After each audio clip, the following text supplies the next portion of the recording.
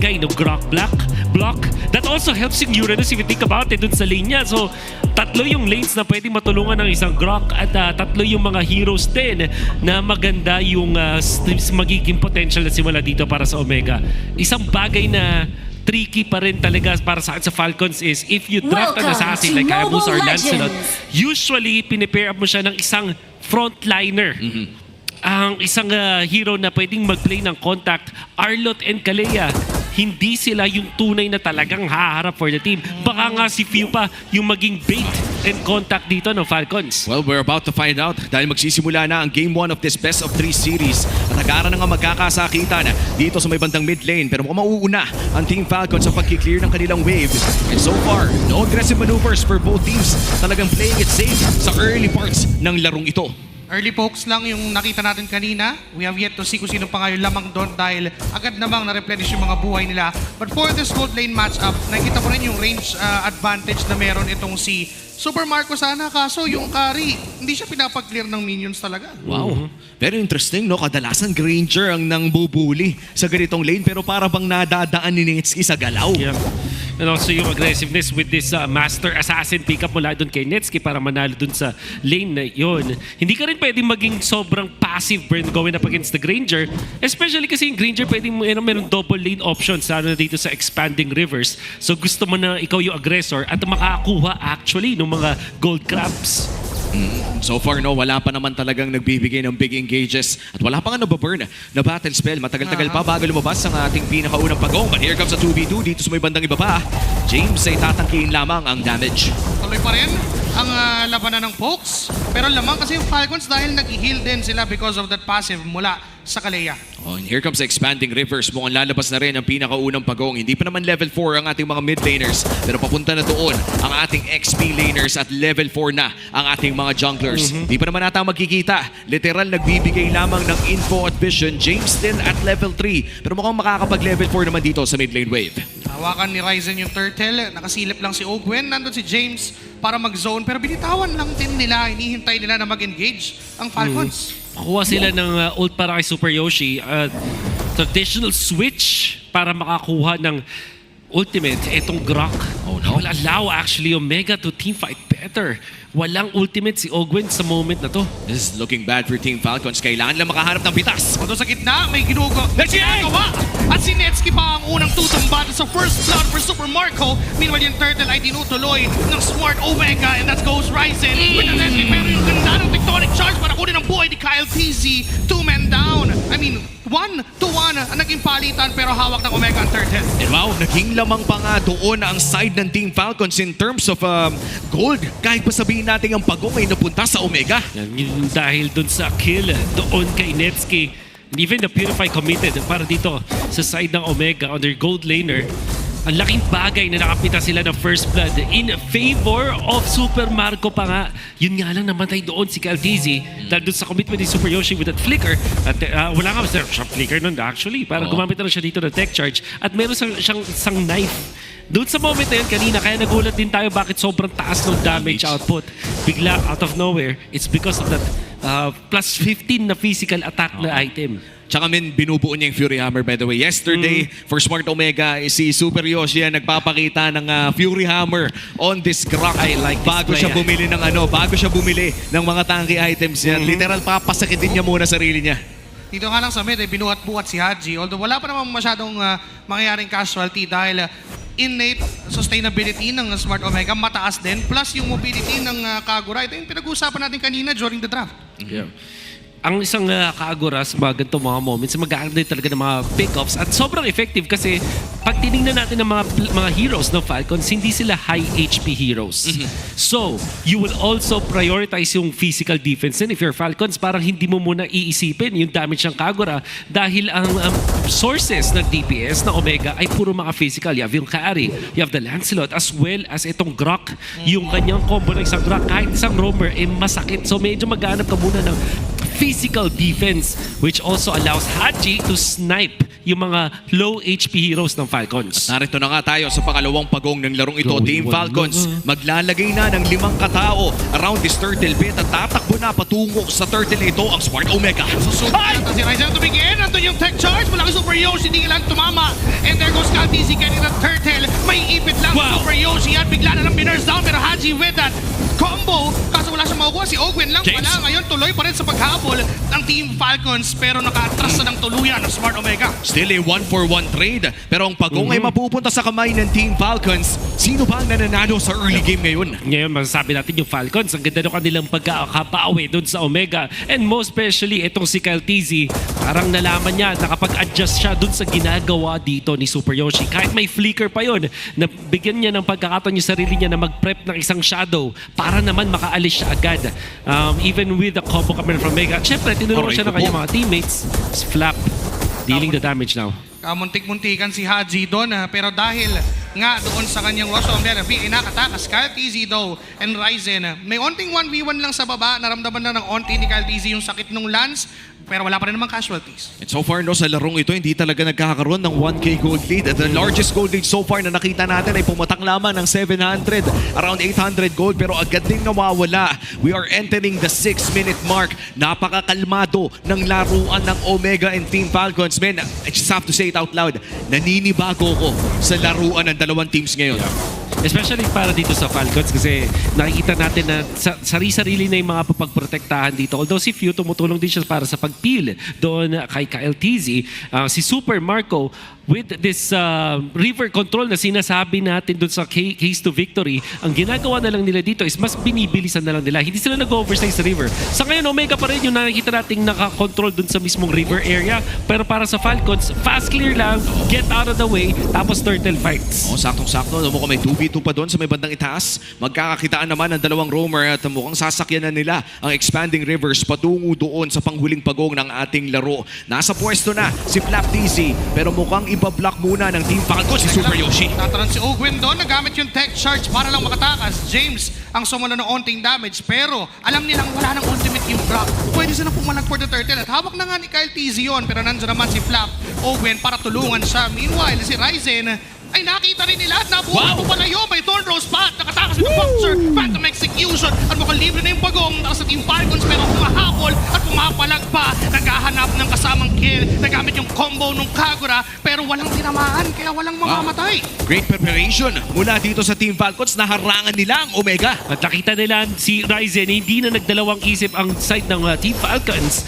Binigyan agad. Ay! What a final slash mula kay Flap Days to get Ryzen on that process. At tapos na bigla ang Falcons doon. Pagkakuha ng isa, alis na. Ang ganda ng pinakita dito ni Flap TZ with that flicker, catching off guard itong si Ryzen. Back-to-back plays mula sa Falcons na hanap nila yung juggler ng Omega that allows them to win the team fight. Hindi pa nagsisimula dito yung scaling ng Omega. Hindi pa sila nakakapwesto. Nauuna na yung Falcons. And this is by far the largest gold lead so far para dito sa Team Falcons. Final slash na gamit, pero magandang block mula dito kay Super Yoshi. Sa habol ngayon, ang Smart Omega Super Yoshi connecting the tech charge doon sa dalawa. May bubuhatin pero si Xavier pala, pero di na kailangan pang isisi dahil kayang patayin na. Ngayon si James ay may ipit din, pero dahil Uranus, makunat talaga at hindi siya mamamatay. Pero Tori ang gustong kunin next ng Falcons. Tutuloy pa nga ata nila to. Papasok dito si Flap DC. Tatama yung dash, pero James ay buhay pa rin naman. Final slash kay Netsky. Makakapag-dash at buhay ang parehas na kupunan.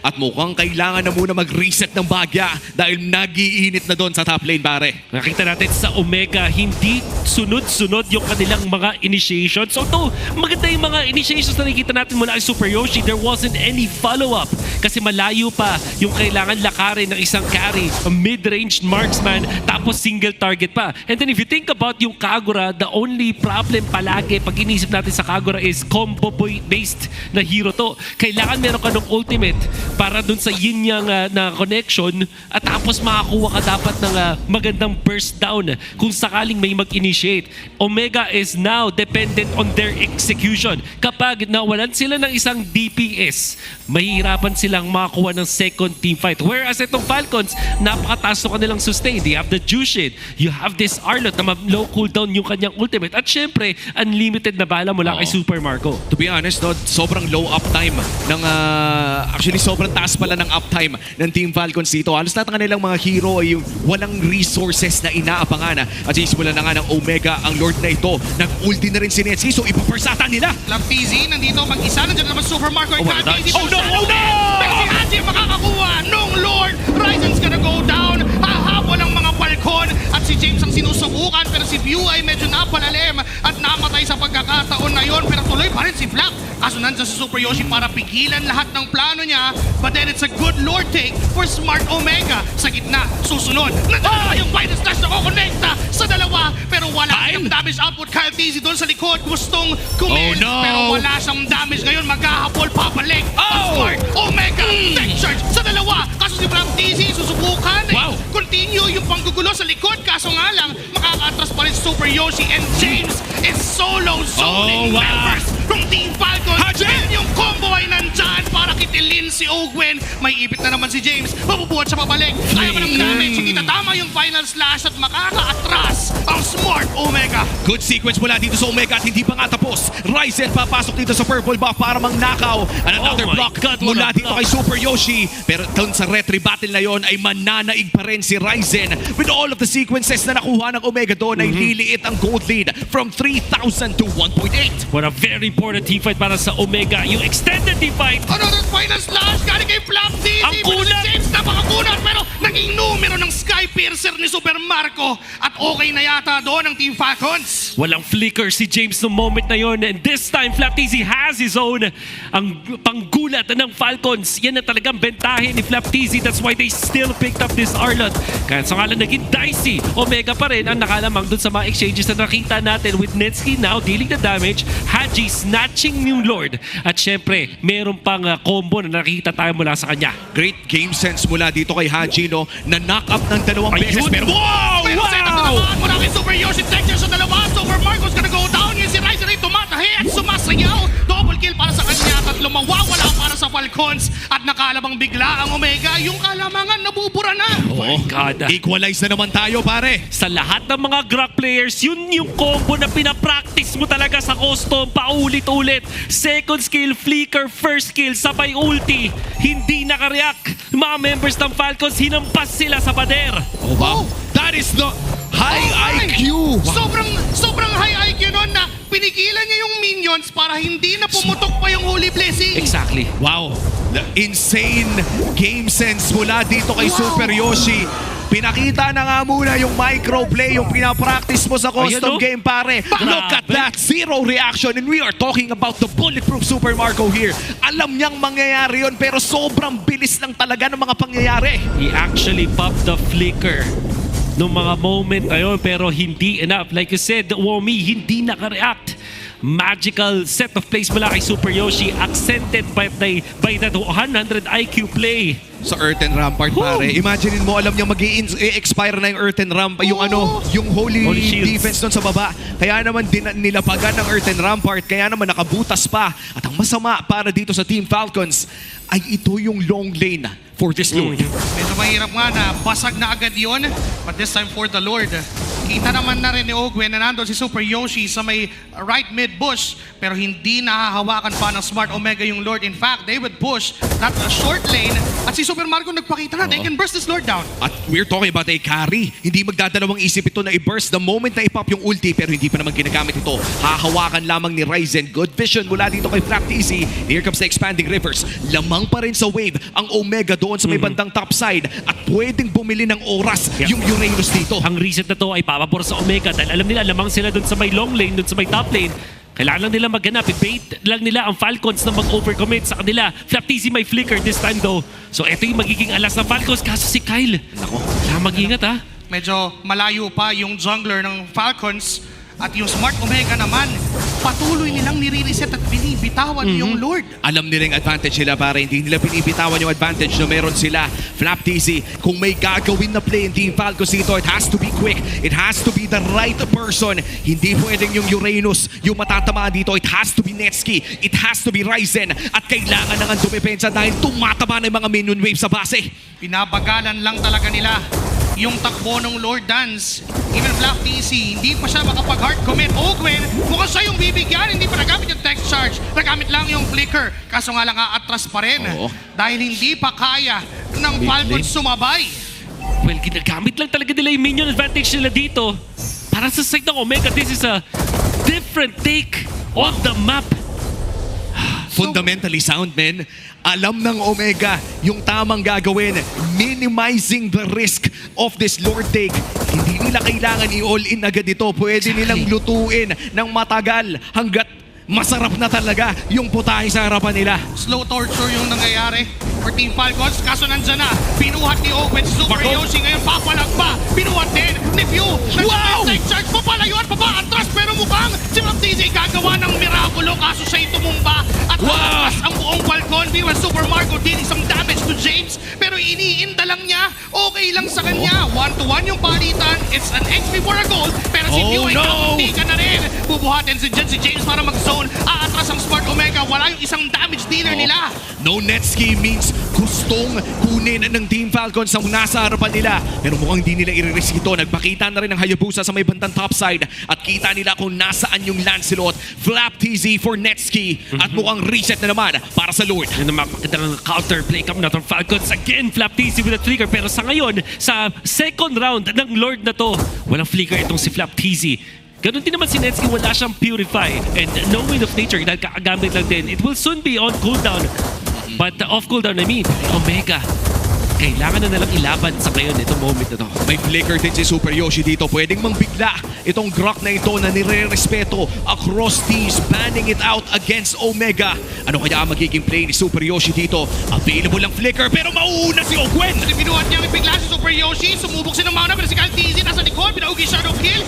Nabuhay nga lang itong si Haji. Tuloy pa rin ang pagsayaw. Super Yoshi ay sumasunod ng damage. Ryzen! At may textures na pwedeng inabag. Ryzen goes in. Super Marco ay low. Inabot pa ng mga Ionic Blades. Neto ni James na double kill para sa kanya. And yung Lord ay tuluyan na rin. Napunta at napa sa kamay ng side ng Smart Omega. Pero 5v3, ang Lord ay napunta sa kamay ng Team Falcons kaya kahit papano ay makakatulong naman ito sa pagdepensa nila. Pero mukhang magtotore na nga dito sa may bandang gitna. Si Ryzen ay nag-low na rin. Papasok mo rin Flap TZ. Nandito na rin. Nakatulak pa nga ng heavy swing. Sinubukan nila ni Flap TZ. Kaso nga lang, pinura siya ni Netski. Pati yung Lord ay isasabay na burahin at the tower lang ang barangay. And it's Smart Omega getting game 1. A game 1 victory. Fundamental Lord Dance para dito sa side ng Smart Omega.